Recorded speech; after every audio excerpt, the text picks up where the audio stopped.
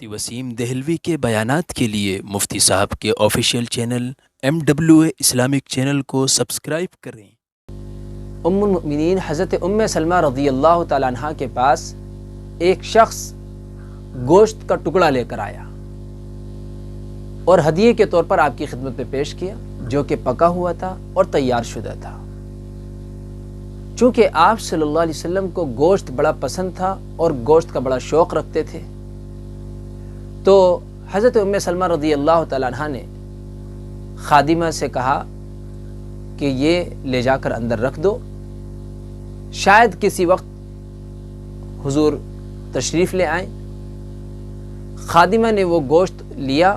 اور اندر جا کر طاق میں رکھ دیا۔ اس کے بعد ایک سائل آیا اور دروازے پر کھڑے ہو کر اس نے سوال کیا، اللہ کے واسطے کچھ دے دو، اللہ تمہیں برکت عطا فرمائے۔ گھر سے اس سائل کو یہ جواب ملا کہ اللہ تجھے ہی برکت دے، اللہ تجھے برکت عطا فرمائے۔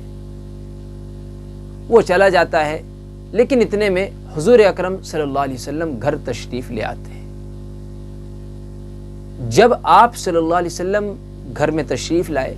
تو انہوں نے حضرت ام سلمہ رضی اللہ تعالیٰ عنہا سے فرمایا کہ ام سلمہ، میں کچھ کھانا چاہتا ہوں، کیا کچھ موجود ہے؟ حضرت ام سلمہ رضی اللہ تعالیٰ عنہا نے خادمہ سے کہا کہ جاؤ وہ گوشت جو رکھوایا تھا وہ لے کر آؤ اور آپ صلی اللہ علیہ وسلم کی خدمت میں پیش کرو۔ وہ اس گوشت کے لیے اندر جاتی ہیں اور کیا دیکھتی ہیں کہ گوشت تو ہے نہیں، وہاں پتھر کا ایک ٹکڑا رکھا ہوا ہے۔ جب وہ آ کے اس بات کو بیان کرتی ہیں حضرت ام سلمہ رضی اللہ تعالیٰ عنہ کے سامنے، اور آپ صلی اللہ علیہ وسلم کو جب یہ واقعہ معلوم ہوتا ہے تو آپ صلی اللہ علیہ وسلم نے فرمایا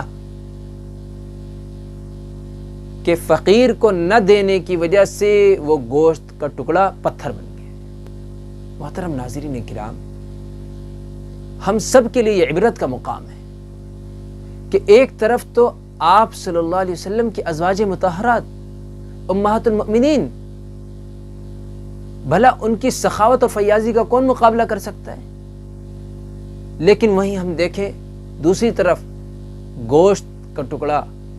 جو اٹھا کر رکھا، وہ بھی ضرورت کی وجہ سے رکھا، اور ضرورت بھی کس کی محسوس کی؟ آپ صلی اللہ علیہ وسلم کے لیے رکھا گیا۔ اللہ تبارک و تعالیٰ کا خاص لطف و کرم تھا آپ صلی اللہ علیہ وسلم کے گھر والوں کے ساتھ کہ وہ جو گوشت جو فقیر کو نہیں دیا گیا تھا، جو غریب کو نہیں دیا گیا تھا، اور نہ دینے کی وجہ سے گھر والوں کے اوپر نبی پاک صلی اللہ علیہ وسلم کی برکت سے وہ اصلی حالت میں ظاہر ہو گیا، پتھر کی شکل میں۔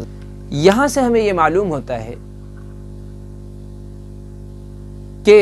سائل کو، فقیر کو، ضرورت مند کو کوئی چیز نہ دینے کی وجہ سے یا اس کو انکار کر دینے کی وجہ سے ممکن ہے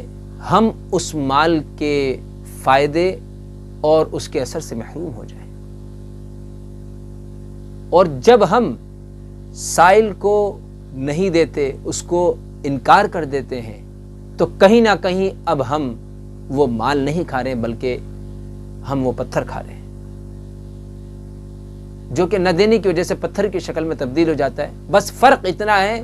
کہ اس زمانے میں آپ صلی اللہ علیہ وسلم کی برکت سے آپ صلی اللہ علیہ وسلم کے گھر والوں پر وہ اصل شکل میں یعنی پتھر کی شکل میں تبدیل ہو کر ظاہر ہو گیا، اور آج ہمارے سامنے پتھر میں تبدیل ہو کر ظاہر نہیں ہوتا، لیکن کہیں نہ کہیں ہم ایسے انکار کر کے، فقیر سے روک کر، غریب سے اس کو بچا کر، کہیں نہ کہیں ہم پتھر کھا رہے ہیں۔ یاد رکھیے، ایسے عمل کی وجہ سے ہمیں دو نقصان ہوتے ہیں، ایک تو ہمارا دل سخت ہو جاتا ہے، دوسرے یہ کہ اس کے فائدے سے ہم محروم ہو جاتے ہیں۔ یہی وجہ ہے کہ اللہ تبارک و تعالیٰ کی بے شمار نعمتیں ہم استعمال کرتے ہیں اور استعمال کرنے کے باوجود بسا اوقات ہم اس سے بہت کم فائدہ حاصل کر پاتے ہیں، اور ہم پھر یہ کہنے پر مجبور ہوتے ہیں لوگوں سے کہ یار آج چیزوں میں اثر نہیں رہا، آج اس کے اندر ذائقہ نہیں رہا، آج اس کے اندر یہ پہلے جیسی بات نہیں رہی۔ یہ ہم اس لیے کہتے ہیں کہ ہم اس سے فائدہ نہیں اٹھا پاتے ہیں، اور فائدہ نہ اٹھانا یہ صرف اس وجہ سے ہے کہ آج ہماری نیتیں خراب ہو چکی ہیں، آج ہمارے مزاجوں میں تبدیلی آ چکی ہے، آج ہم مال کو جمع کرنے کی فکر زیادہ کرنے لگے ہیں۔ ایک موقع کی بات ہے، اللہ کے رسول صلی اللہ علیہ وسلم حضرت بلال رضی اللہ تعالیٰ عنہ کے پاس تشریف لائے، اور جب وہاں پہنچے تو حضرت بلال رضی اللہ تعالیٰ عنہ کے سامنے کھجوروں کا ایک ڈھیر لگا ہوا تھا۔ آپ صلی اللہ علیہ وسلم نے پوچھا کہ یہ کیا ہے؟ تو حضرت بلال رضی اللہ تعالیٰ عنہ نے کہا کہ یا رسول اللہ، آئندہ کے لیے ذخیرہ کر کے رکھا ہے، جمع کر کے رکھا ہے۔ تو آپ صلی اللہ علیہ وسلم نے فرمایا، بلال تم اس بات سے نہیں ڈرتے کہ اس کی وجہ سے کل کو قیامت کے دن جہنم کی آگ کا دھواں دیکھو؟ بلال خرچ کر ڈالو اور عرش والے کی ذات سے کمی کا خوف نہ کرو۔